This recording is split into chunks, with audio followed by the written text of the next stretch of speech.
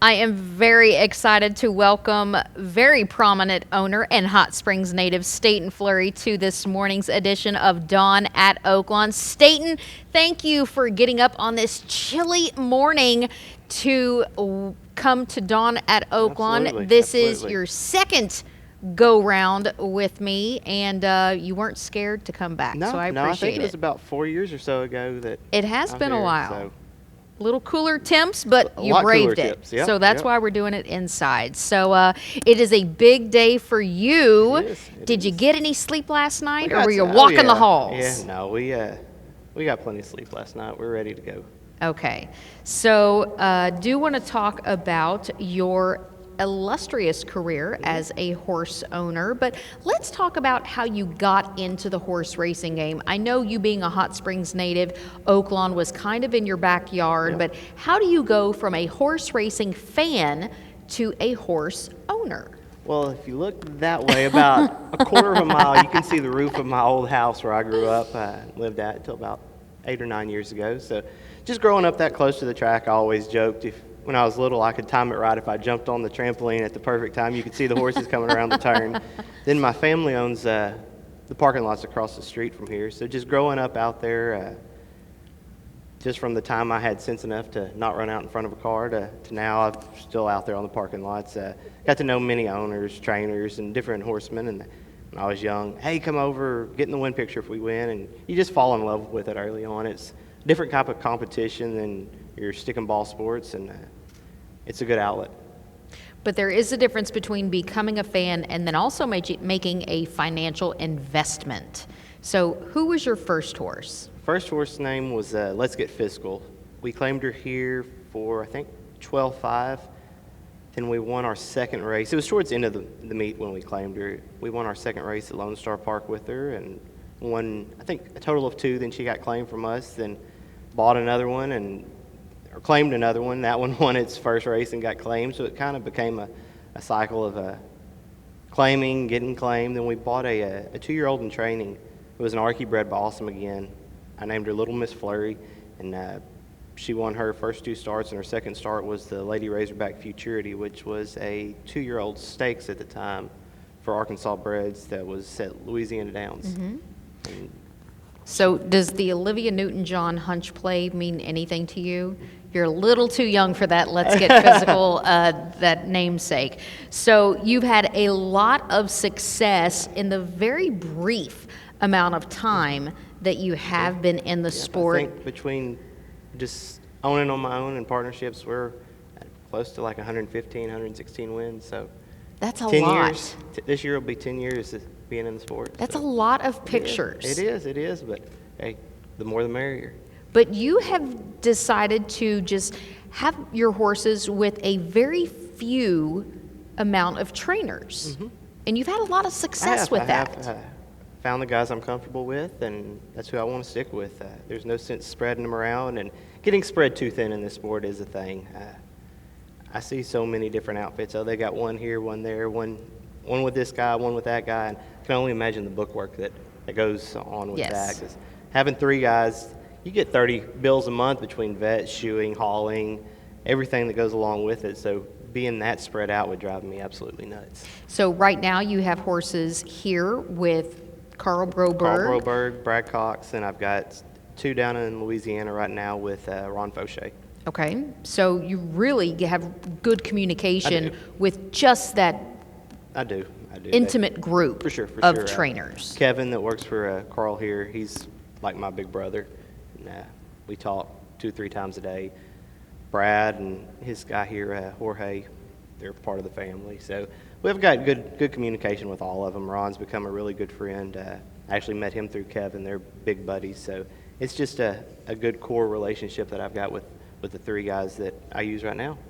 So you talked about going in on partnerships, and one of those horses that you did go in on partnership is She Dares the Devil. Yep. Now, you initially owned her solely. Is that accurate? No, we bought her at the 2-year-old sale, well, the racing age sale when she was a 2-year-old.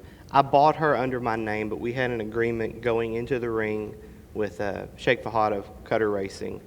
They own 50% of her going into the sale. Okay. And they had a deal with everybody.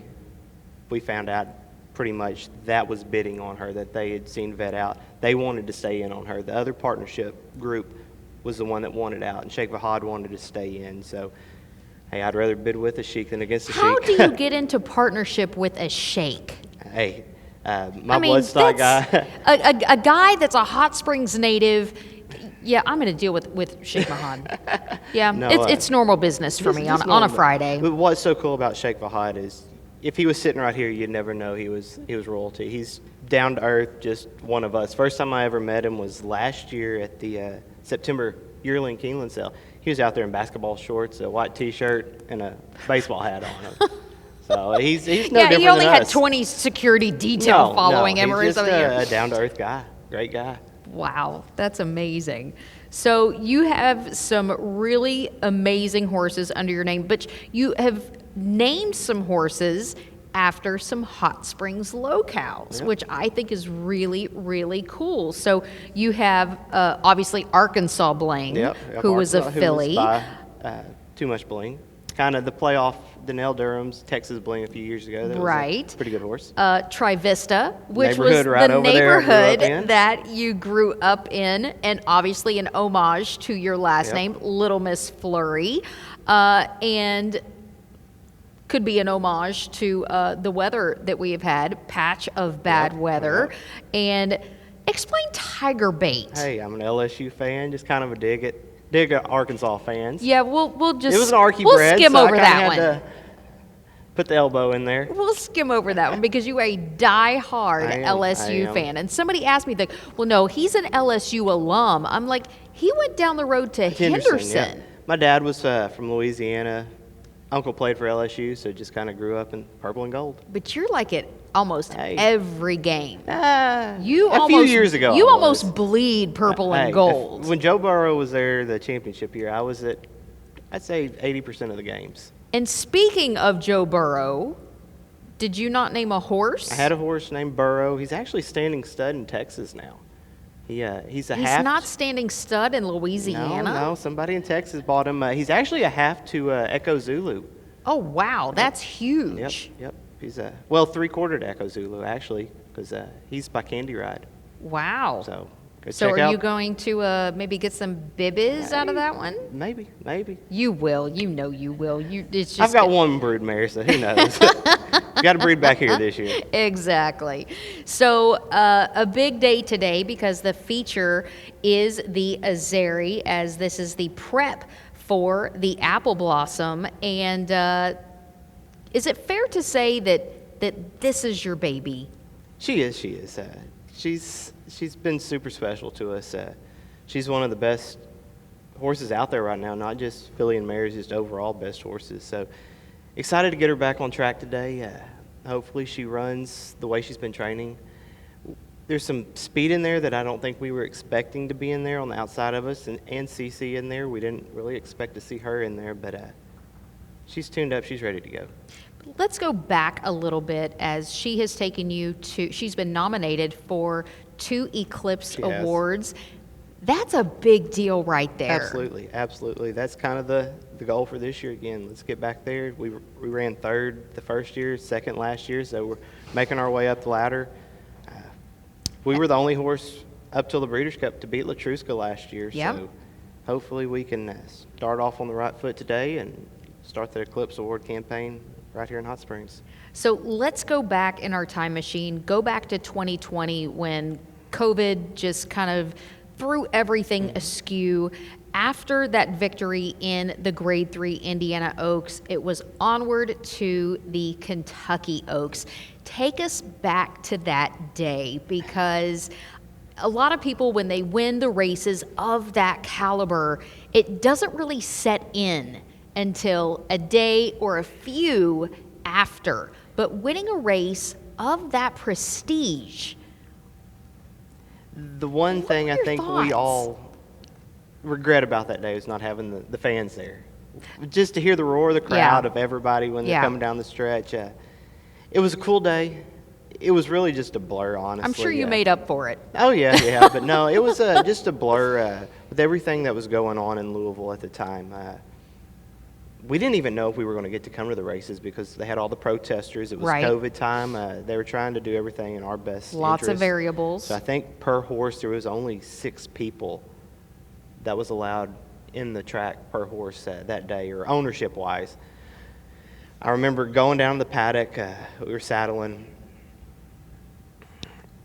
I told everybody going in, I said, I think we're anything better than Force the Bonus, anything worse than Force the Disappointment, because you had Gamine, you had Swiss Skydiver, and you had Speech. I really thought Speech was the horse to beat going into to the Oaks. So it really was a who's who. Yeah, it was. Then we had a fresh horse that day. The allowance race, 2 races back, then we ran in the Indiana Oaks where everybody else was shipping across country. I'm not saying that's what won her the race, but Right. it definitely gave us a leg up on the competition. So she won the race, record time. They did a press conference. I remember being in there for about 20 minutes, and everything after that, we're just being rushed in every different direction. It was a blur. We did a champagne toast. Then we decided to head to Nashville to get out of town because the protests were supposed to be really, really bad Right. the following day in Louisville. Right. They had a bunch of roads shut off. Police presence was everywhere. We stopped by Grant Forrester's house. I had some friends. Right across the street. We had to take a win picture together over there since they weren't in the Celebratory win picture. since they weren't in the track that day. So we stopped by there and headed south to Nashville and got out of town. So we really didn't get to enjoy it or sink it all in that day. We came back here and Like normal. no, we came back home, and the next weekend we had a little dinner get together with some friends. But for the most part, it was when the race hit the road. An abnormal win. It was. You might It say. was. But she has gone on to do some amazing things, and it's interesting as you know, she returned off of a really good third in the Juddmonte Spinster at Keeneland in October, took a little break, and then returned to win the Azeri. She's kind of coming off of that event down at Breeders' Cup, Yep. and it's safe to say where she did beat Latruska. Latruska and 2 horses. It's interesting because races at Del Mar, horses that really go in on top of their game don't run their No. best game at Del Mar. The pace that day was just suicidal. It was outrageous. Nobody expected 21:44 for the leaders with Latruska and what was that? Private Mission, I believe. Yeah. Nobody expected that. So the pace just folded, and we happened to be caught up in it. Yeah.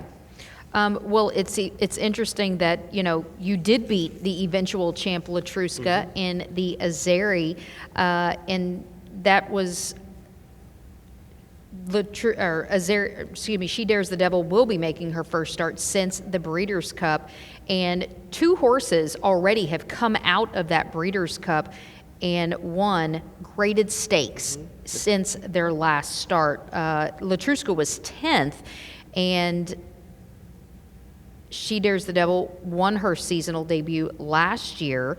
And it's interesting that Brad Cox did make a comment about that Breeders' Cup start. It was a very hot pace, but said it was a deceptively good effort. We were the only horse that really contested the pace that held on. The rest finished way behind us. So the fact that we were able to still finish close to the winner, I think says a lot about She Dares the Devil. Absolutely. And I like that she doesn't have to have the lead, which I think is a very good thing given the amount of speed in the field. I think the Norm Cassie horse, the far outside, On I the think far it's scratched. outside. I think it's scratched. So that's a little bit of speed out of there, but I think the 6, the Peter Yurton horse, looks like a lot of speed. Nobody really knows CC, what she's going to do.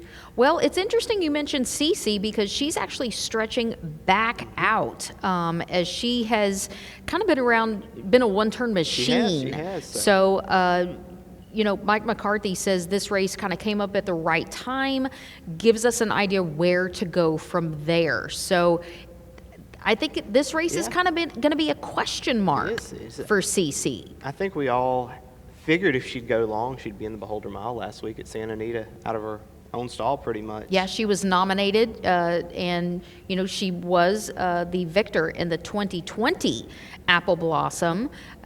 So it's kind of not unusual, maybe, to see horses in their later careers maybe become better one-turn horses. We did see Whitmore try to go the 2 turns in his 3-year-old campaign, and look what he did. He became a champion sprinter later in his career. Got Steve's horse, Pauline's Pearl. She ran a huge race down at Sam Houston. I think she's going to be a factor in the distaff division this year also. So. Yeah, she's just a little consistent. She is. She's just a little consistent. But we did see She Dares the Devil's School in the infield just a few days ago. She looks bigger. That's what we all said. She's a little beefier. Yep. I think the time in Florida did her good. She did. got about 45 days off and went back into training there. And she's been out at the fairgrounds, just trying to avoid all this cold weather that we've had here. Because last year, I would say we were about 70% fit coming into the Azeri. We weren't anywhere near fit because we lost a lot of time last year due to weather. So Brad made the call, hey, we're going to fairgrounds this year, not Hot Springs. And I think that was a great call, and said we missed no training down at the fairgrounds. And he says, she was a little tighter than going into today's race. She's a little tighter than last year, wasn't off quite as long, didn't miss any training. She's as good as this year as she was last year, maybe even better. So that's pure confidence from a 2-time Eclipse Award winning trainer. So no, she's doing excellent. She looks excellent. Let's hope all the breaks just fall our way today. So obviously, I like the fact that she won her seasonal debut last year. She, as you just mentioned, she didn't go in that race 100%, and it sounds like she's going in this race on much better fitness. She is, but so I think it's a little bit bigger field this year than last year too. So just hopefully she gets a good break and flow sits her perfect, and she's got the kick at the end. So let's move on, because you're involved in a different kind of horsepower. Yeah. A buddy and I from Oklahoma, we've got a little dirt track car together and just have a little fun with it every now and then on the weekends during the summertime. Do you drive? No. We've got a guy, Kyle Jones from Texas. That's like severe adrenaline. No, I'm too big. I'm too big for that. Are they jockey size? They're not too far from it. Oh, so they're petite. Yeah. Okay. Kyle's he's a little bit taller than a jockey, but no, I'm too tall and too fat to get in there. So let me ask you this, Staton. You've won the Kentucky Oaks, even though it was at a time where our country was, in a different situation, we'll say. What is on your horse racing bucket list? I want to win the Arkansas Derby. That's number one growing up from here. I'd love to win a race over at Royal Ascot. Okay. See, I was in my head, I was thinking Dubai or something like that, but Ascot. If you look back on some of the horses I've had, we've had a lot of success on the turf. So I'd love to go over there and experience the whole Royal Ascot meet. We've got a couple 2-year-old fillies that got our fingers crossed that they'll be candidates to go over there this year, but definitely have that one circled on the bucket list. You can't wear the Flurry cap. You're going to have to wear a top hat and tails. We just want to see Brad in a top hat and tails. That's the main thing. I guarantee Liv will have him decked out from head to toe. Okay. So what are some other horses that Oaklawn fans can really, really kind of maybe put in their stable mail to look out for? I've got one in tomorrow, a 2-year-old filly named Interstate Daydream. Or, well, she's 3-year-old filly now. 3-year-old filly now, Interstate Daydream. She's in the 4th race. She's a very nice Ontario bred. We ran second in the Adirondack. It was a grade 2 up at Saratoga with her, and had to take a little chip out of the ankle, and she's making her 3-year-old debut tomorrow. And our goal for her is the Woodbine Oak. She won her first out at Belmont pretty easy. Came back and ran second in the race at Saratoga, and like I said, see what happens tomorrow. But I think we're going to look at the Woodbine Oaks with her and work backwards. Okay. So let's do a hypothetical that She Dares the Devil runs extremely well today. obviously, we move forward. Yeah, Apple Blossom. For the Apple Yeah, Blossom. Apple Blossom's the plan after We this. already know that Latruska Hey, does have the Apple Blossom on her dance I think card. there's going to be quite a few that show up for the Apple Blossom. I think so too. I figure That's a Clary big Earl will get. be here. I think she's making her debut this weekend or early part of next week down at the fairgrounds. So I'm sure Clary Earl will be here. Sounds like Cece may come back if she runs good. So it's going to be. I mean, we all know you beat Latruska Let's do it again. in the Azeri. Let's do it again. I love the confidence. Hey, we didn't think it could get much better than last year's Apple Blossom. That was you had amazing. Monomoy, you I mean, had it's almost Latruska, like Swiss Skydiver. Monomoy passed the torch, Yep. so to speak. Which, if you kind of look back at her career, she won the Oaks. 2 years later, we won the Oaks. So hopefully we can kind of keep that Keep it in the barn. keep it in the barn. Keep it in the barn. Hopefully we get the Breeders' Cup win. Hopefully she'll pass that one on to us sooner or later. But no, I think this is our last shot, chasing all those goals with She Dares the Devil. We have an agreement that she'll probably run back through the cell this year, unless Mandy decides to buy our part out. But I think 5-year-olds, her last go-round. So it's going to be a fun year. Hopefully it's as good, if not better, than last year. Well, we've seen, a lot of mares, I like to say, are like really good wine. They just get better. Mm-hmm. And when we saw her schooling in the infield the other day, she's filled out. She has muscled She up. seems happy, and you kind of see that with do. mares. It's The almost only- like the light continues to brighten. The only time I remember her looking this good, which she's always looked great, but when we went out to Del Mar for the Clement Hirsch this past summer, I don't know if it was just the change in climate out there, 100 degrees almost in Kentucky every day. Then you get out there at 75, sunny and no humidity. I think that did all of us, not just her, good. And that's kind of how she looks right now. She Yeah. just looks so filled out and ready to roll. Well, I have to wonder, and I was thinking about this last night, about the Southern California horses that shipped in, probably looking out at their stall and saying, what in the Yep. world is that coming down? Yep. Because it is super cold, and I wonder if they don't have, the big night blankets like we do here. They probably had to borrow some from their host Take trainers. any advantage they want to give us.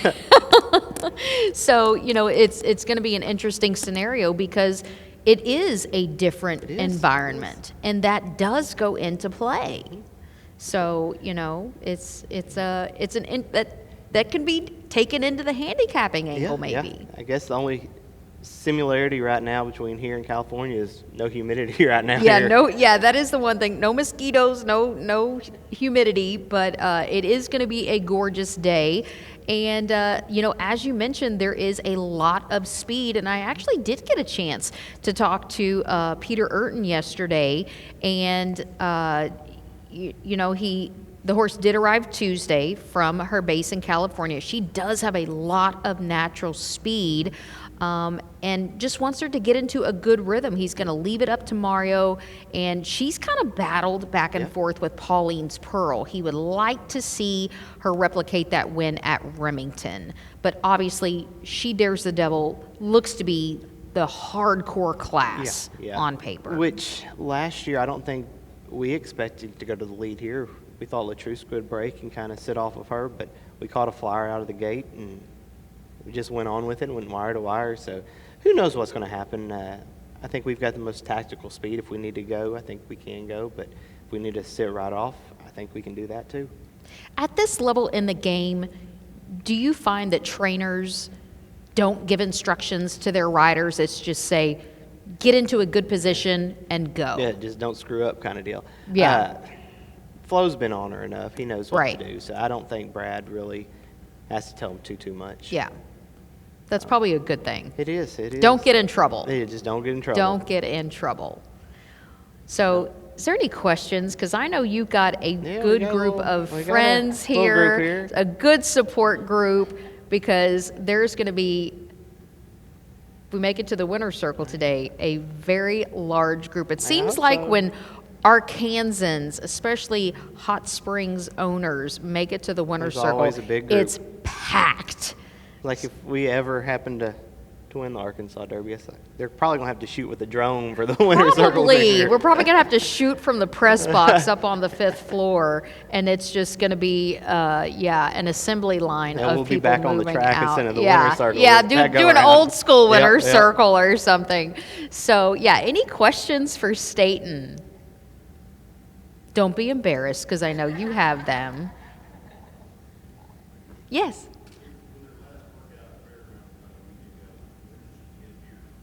She got here on Wednesday. She shipped up Wednesday, I think mid-afternoon she got here. Yeah, and that was a really impressive last work at the Was. fairgrounds that you mentioned. It was March 6th. You drilled 5/8 in a minute flat, and that was actually the 4th fastest work of 5/8 that morning of 21. So she got a nice little clip in before heading up to Hot Springs. And she did gallop Thursday and Friday out here. She likes the track. She knows the track. So let's just hope everything falls her way. Any other questions for Staton? Everybody's so shy. They are. We have a It's shy too group. early. It is too early, but I do want to thank you for Hey, coming not a out, problem. because I know snow on the ground, everybody, as a Hot Springs native, you know, and my joke is everybody's making French toast, because they go to the grocery store, they get milk, eggs, bread. and bread. So my Usually joke around is here, if there's it's a French 30% toast. chance of snow in the forecast, they They start wipe wrecking. it out. Yep, Oh, they and start toilet wrecking, and toilet so, yep, paper yep. and toilet paper. So, So- best of luck appreciate today. it. I appreciate We it. always root for the home team. Thank you. And she is truly something special that you have been blessed with. And She you have been is, she blessed is. with as short a career as a horse owner that you have had, but as long as a fan Yep. as you have been, you have had such Hey. an amazing Like I said, career. It's all kind of a testament to the team we've assembled. Brad, And a good one Devin, it Ron, is. everybody. So And one thing that I love about Brad Cox, both times that he has won the Eclipse Award for Outstanding Trainer, the very first thing that he has done is thank his team. Yep. He's And got a that, good one around him. that is Brad Cox it to is. that just exemplifies the type of person that he is. It is not a one-person sport. not. It is a team effort. So I thank you so much for Not a getting problem. up, Not a coming problem. down here. So best of luck in the Azeri today. See you after the race. All right. Thank you Hey, so much. thank you. Everybody, thank you so much to Staton Flurry for coming out this morning. So best of luck. Hey, thank you. All right. Thank you.